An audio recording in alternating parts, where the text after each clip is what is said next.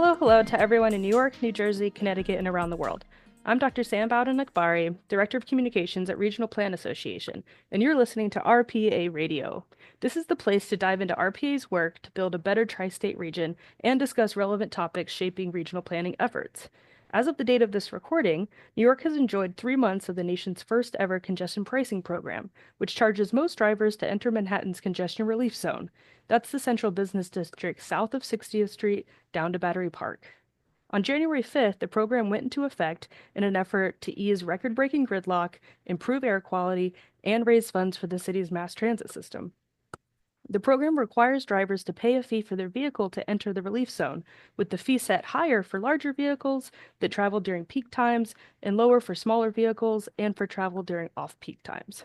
With the program's first week, traffic had fallen 7.5%, with 273,000 fewer cars entering Manhattan Central Business District. And travel times for inbound river crossings were cut by more than a third, leading to faster bus rides.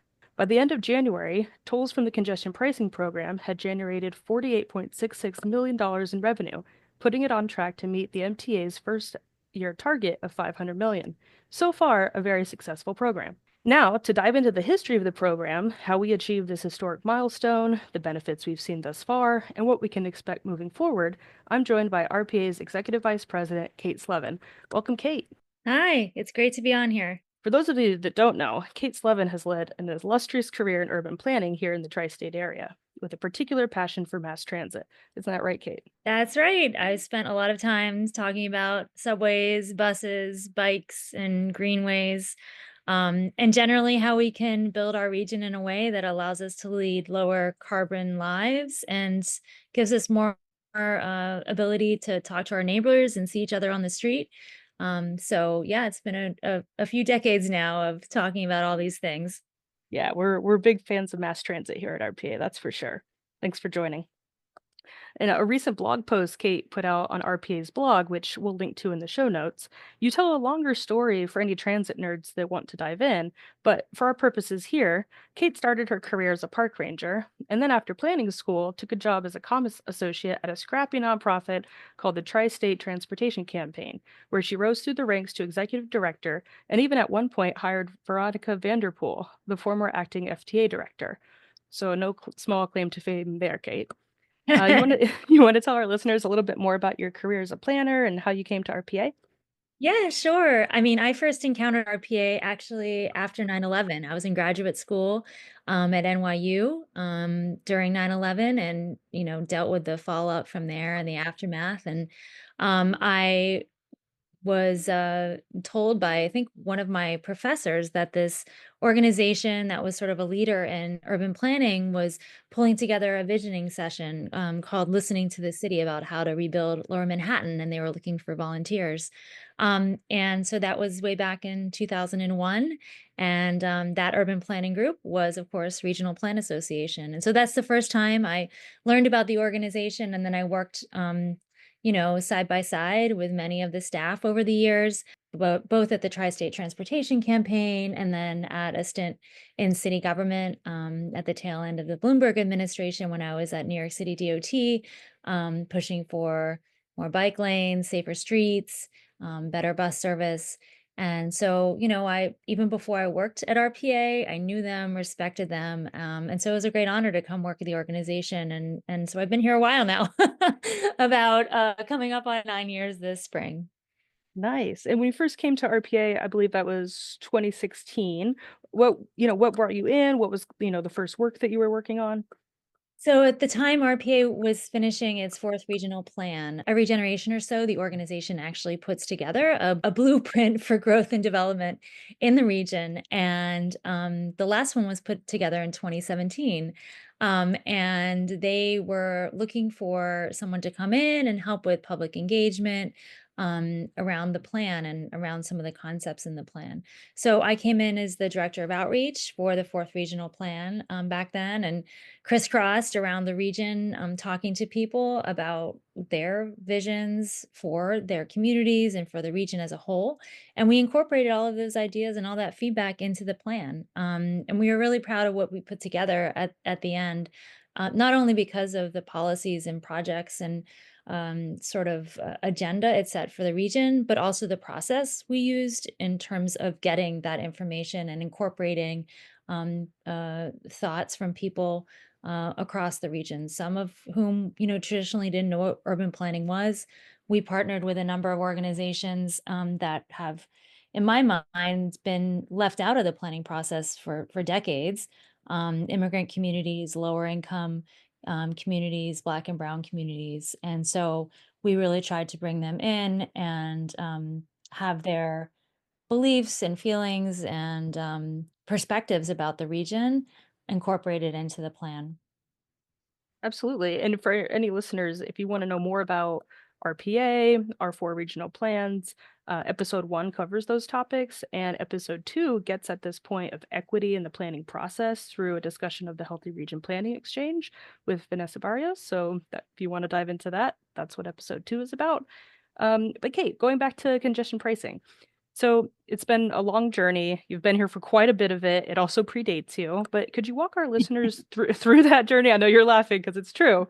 How did this idea for a congestion pricing fee evolve both at RPA through RPA's thought leadership, and through the fourth regional plan into its, implementation today? Well, let's see. So RPA has been putting out policy papers and ideas about how to manage traffic in Manhattan since the 1940s. And so we have been no it is not a topic that is unfamiliar to the organization. In the third regional plan in 1996, RPA recommended that congestion pricing be implemented. That was before London had its congestion pricing program, which went into effect in 2003. Um, and so, for many years, it had been pushing for this idea, not only as a way to manage traffic in Manhattan, but also as a vehicle to raise funds for our public transit system. We have the most extensive public transit system in the United States. It carries nearly 40% of the country's mass transit riders, and it's really an economic backbone for our region. Our region would not exist as it does today without it. And it makes our lives easier if it's reliable. It Mhm. makes our lives terrible if it's not reliable. So ensuring that our mass transit system is strong and effective and serves people is really fundamental.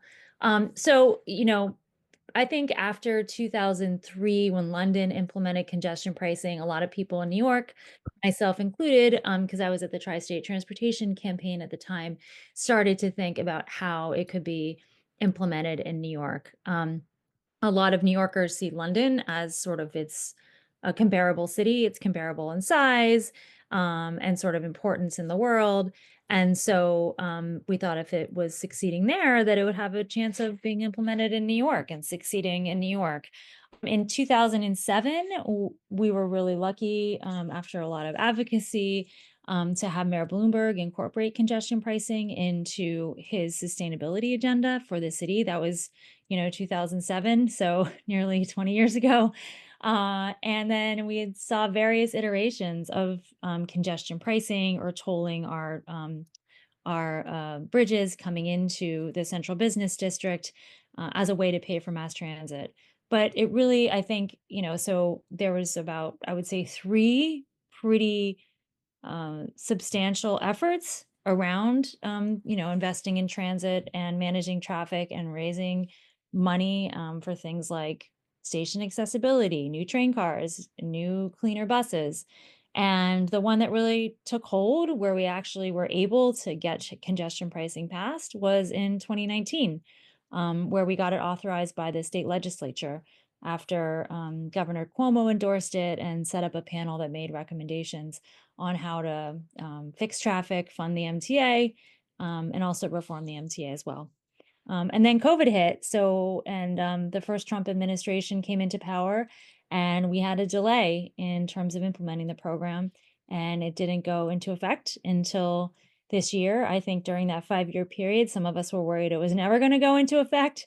Yeah. There was a long and arduous process of going through the National Environmental Review and getting through the state approval process. but we made it through, and the MTA implemented the program in January of this year.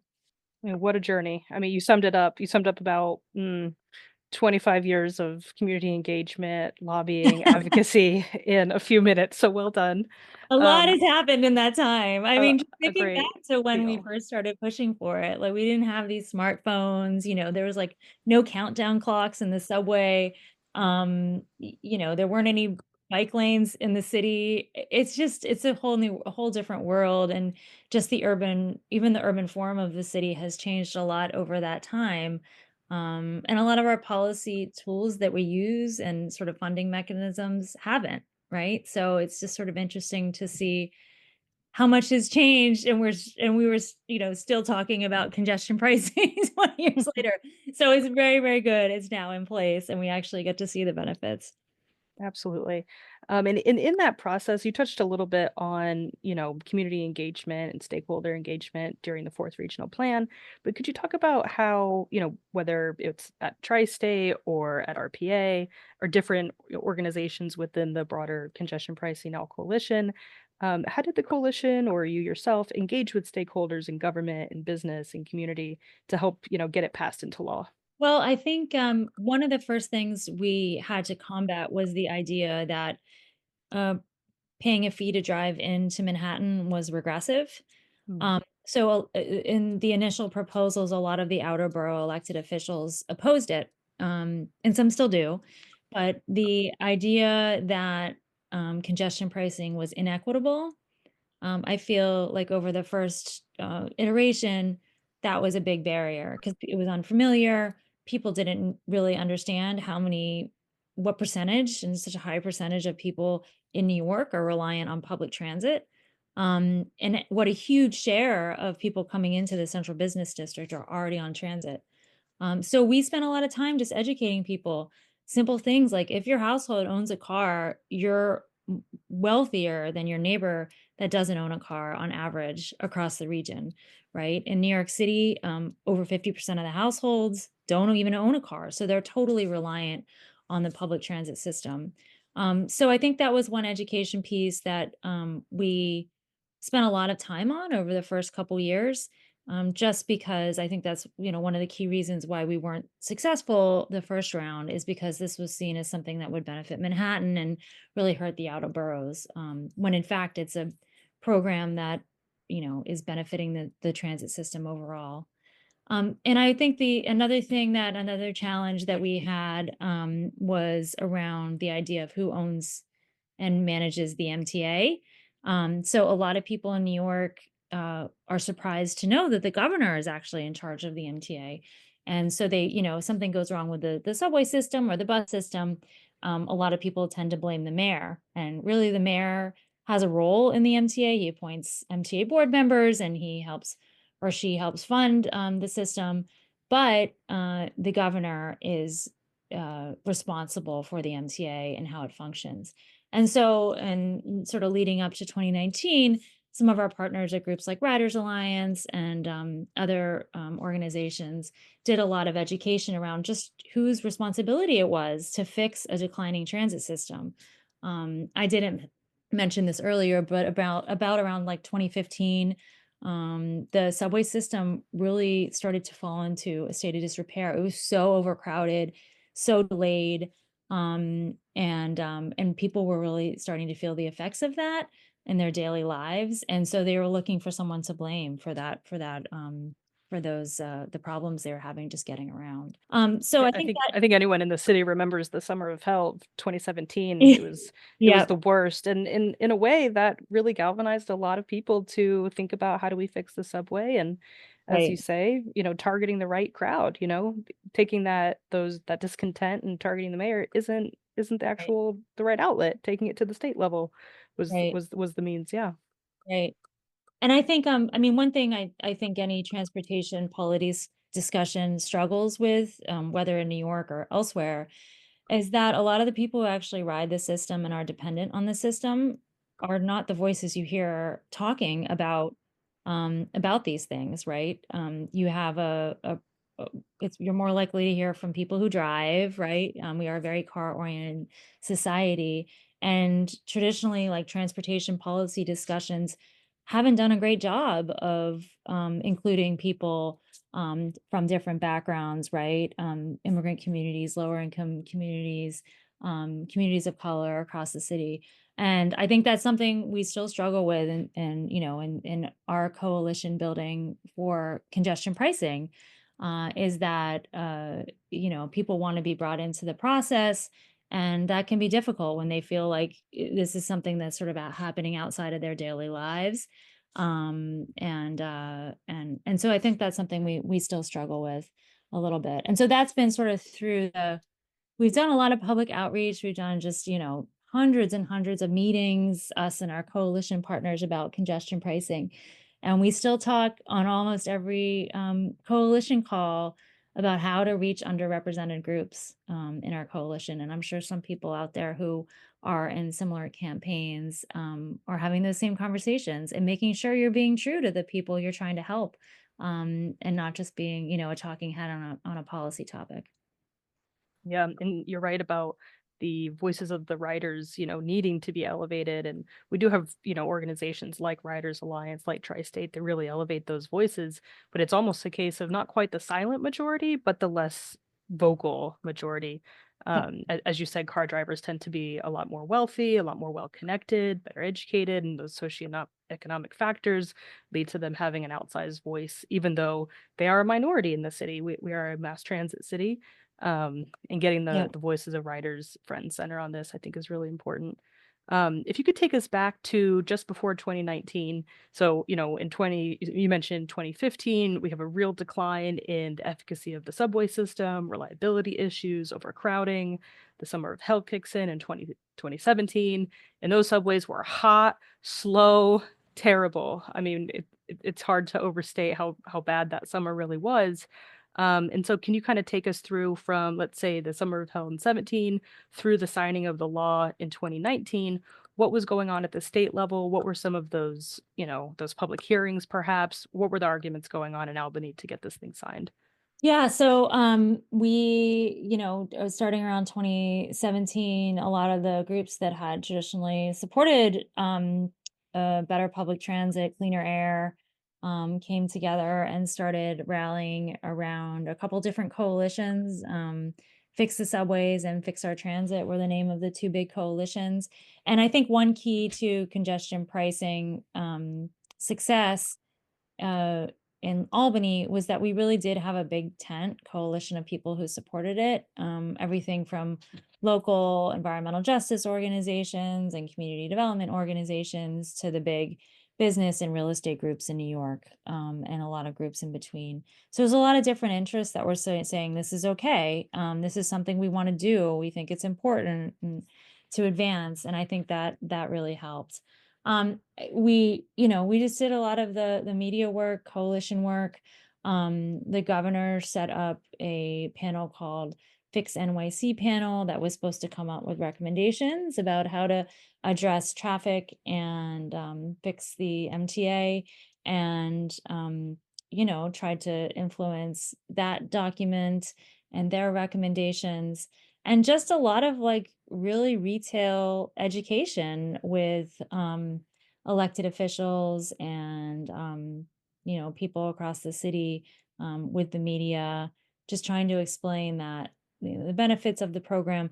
This has always been a topic, and you're even seeing it now in the media, that just invokes a lot of heated responses, and it's understandable why. I mean, if you go up to someone and say, hey, this thing is free now, do you want to pay $15 for it tomorrow? Yeah. Everyone's going to say no, right? So it's understandable that it took some time to explain where the money was going, what exactly it would fund. And I think the MTA identifying the specific projects that congestion pricing would fund was really important in these discussions, and helping people understand new subway signals on the ACE would actually benefit my neighborhood, right? Or Mm. I've been wanting an elevator at Newkirk Plaza for forever, and maybe I'll actually get it with this program. So those kinds of things were some of just the conversations we had with various people. We spent a lot of time in Albany. Just having those basic conversations, a lot of time talking to the press, and and we're really, really pleased. I think there are a couple points where we thought, oh, maybe we're actually winning. One was when Mayor de Blasio said that he was okay with it, and Mhm. and the governor had already indicated they were okay with it, and we said, wait, are we actually winning this time? Is that thing actually going to go? And so it was a big victory when it was actually passed. And there's so many groups. I want to point out, like, over the years there's been so many groups and so many individuals, both inside and outside of government, that have been so important in advancing this policy in New York. I mean, it took like a small army of people, smart people with inside government, knowing how to write that legislation, or knowing who to talk to get the specifics of, what it should say, or working to advance the program within the MTA once it was authorized, right? And then the external players too, the civic groups outside of government, sort of trying to explain to the public why this was a good thing for the city. And I think one lesson learned, and I know you're probably going to ask me about lessons learned from other cities, so hopefully I won't completely already answer Nah, the go question. for it, Kate. Go for it. But one lesson learned is that you need external and internal people, like external people outside of government and internal people within government, working together and being in coordination with each other, to advance a policy as complicated as this, right? The civic community in New York is so strong. And without it, I don't think congestion pricing would have had the public discourse around it wouldn't be the same as it is today. And I don't think we would have gotten it approved in 2019. And without some really strong leaders, going back to Mayor Bloomberg, who took a chance and put this in Plan YC, leading even all the way up to to Cuomo and Jano Lieber and Hochul right now. Like, there's just been some strong leaders who've helped advance this. So just something to keep in mind for other folks trying to get difficult policies approved in their cities. Yeah, and you kind of touched on this a little bit, but I'm hoping we can dive into it a little bit more. As far as the revenue from the program, right? It's expected and is on its way to raise $1 billion per year, which is then used to raise 15 billion in capital bonds, specifically for the MTA's capital plan, Yep. which, for listeners, is not the operating budget that, funds the operators that you see on the trains, the day-to-day labor costs. The capital plan is a long-term, 5-year budget to really enhance the system, expand the system. Can you talk about how the congestion pricing funds fit into the capital plan and what that money's going to go to? Yeah. So the congestion pricing monies, I forget the percentage, but it's $15 billion on, I believe, a $50 billion capital program. So it's a significant portion of the capital program. And that funding specifically is going to things like new electric buses, new rail cars, accessibility improvements at stations across the network, signal improvements. The MTA system has a really outdated signal system, which means that the trains can't run very close together. And that's why service on some of the lines that don't have the new signal systems, it can be farther apart than riders need, right? We really need in some lines like windows of 2 to 3 minutes, and some of them are running, much closer to, say, 10. So bringing that signaling system to more lines across the system, and also 20% of the revenues will go to the LAR and Metro North, 10% each. And so it's also boosting up the commuter rail service and bringing resiliency and service improvements to those lines as well. And I think you mentioned a little bit about how part of the public education was telling the public where the money goes, Yeah. specifically how it'll impact them. And RPA put out a really great piece about how congestion pricing will impact your borough with maps. So if you want to check that out, we'll link that in the show notes, and you can kind of see borough by borough, how this money is going to affect you, your ride, especially if you're a transit rider. But also, if you're a car driver, congestion pricing has been quite good for those in cars as well. Kate, you want to go over some of the, highlights of what the program is delivering now that it's been live for a couple months?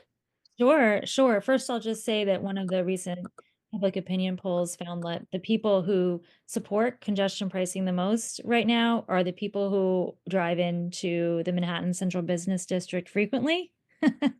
So that tells you something about it's working because Right. If they're liking it, dollars then it's great. during most times of the day, and it's and they're still liking it. And the people who are opposed the most are those who don't own a car or aren't riding in a car into the Manhattan Central Business District um often. So I don't know, I guess you're like sitting on the subway thinking one day maybe you'll own a car and you'll Aspirational you'll drive savings. in and you're not going to want to pay that toll, or just a reflex against paying more for things. So it's just interesting to point out. But here's just over the first 3 months, just to break it down a little bit more specificity. There's been over 3 million fewer vehicles entering the congestion relief zone. That is to say, a lot less traffic. I mean, you can just feel it if you're not in New York. You can understand, like, it's a totally different feeling for New Yorkers now in the Manhattan CBD. It's just so much less traffic. It's quieter because traffic is really noisy. It feels safer if you're walking your kids around. So it's really, really noticeable. There's been around 80,000 fewer entries per day. The Holland Tunnel has been up to 48% faster coming in. Lincoln Tunnel about 70 or about 17% faster. And there's been up to like 21 minutes saved on some of the trips coming into the CBD on buses. And honking complaints are down about 70% in the relief zone, which tells you that traffic has really gone down. And I'll say this because I know there were concerns about the economy and about business. All of the statistics show that retail sales are up in the business improvement districts within the zone.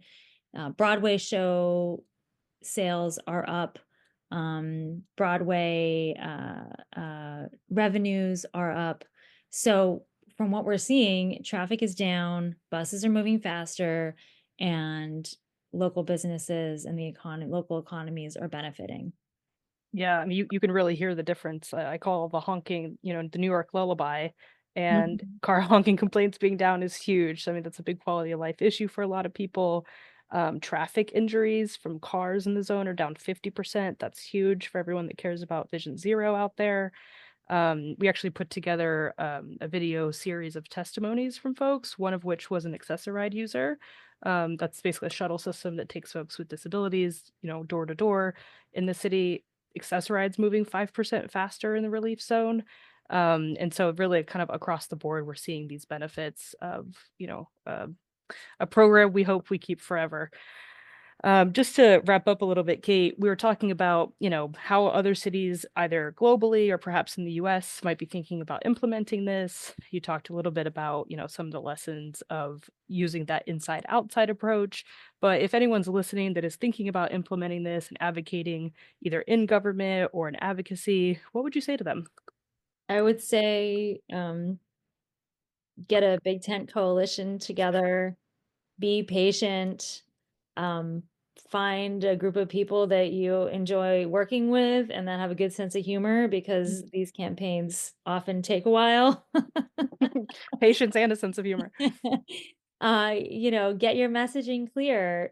Is this sometimes we have a lot of data and a lot of research and a lot of smart people at RPA, and sometimes, we just need a simple message like this is going to make the air cleaner, and that resonates a lot more with people than some crazy statistic about how much revenue it's going to raise over a period of 5 years, and people's eyes just sort of glaze over sometimes. So I would say build a big coalition, have a strong game outside, a strong game inside if you can. Get support of a couple elected or agency champions, and just be patient and keep at it, because these things can take a while. Yes. And if you feel like public opinion around this is poor, don't be discouraged. There's a very kind of famous by now graph of public opinion called the Valley of Death that shows public opinion bottoming out right before implementation. And then as all the benefits that Kate just laid out start to stack up, and what we've seen in New York is public opinion climbs after that. So don't be discouraged. If you want to read Kate's deep dive into this kind of journey of congestion pricing, we'll link to her blog post in the show notes. Kate, thank you so much for joining RPA Radio, and we will have you on again soon. Thanks. Thanks, Sam. All right, bye. RPA Radio is produced by Sam Bowden Akbari for Regional Plan Association. Editing is by Megan McElroy. Our theme music is by Nate Dorr. Questions or comments? Email us at info@rpa.org or visit rpa.org for more.